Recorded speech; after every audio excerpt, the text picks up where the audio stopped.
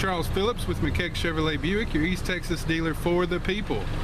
Today I'm going to show you how to lower the convertible top on the new 2016 Buick Cascada. It's just as simple as pressing one button inside here. You actually raise up on this silver hook here, and that will lower the roof. And a pretty good thing about this, you can actually do this while you're driving at speeds up to 35 miles an hour. And once the top is down, you will hear an audible beep inside letting you know you're good to go. Now to raise the roof, so to speak, you actually press down on the button inside, the same button that lowers it, raises it. And you can see it coming up here.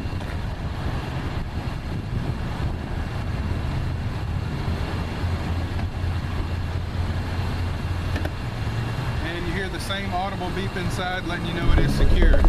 Once again, my name is Charles Phillips with Mckaig Chevrolet Buick, your East Texas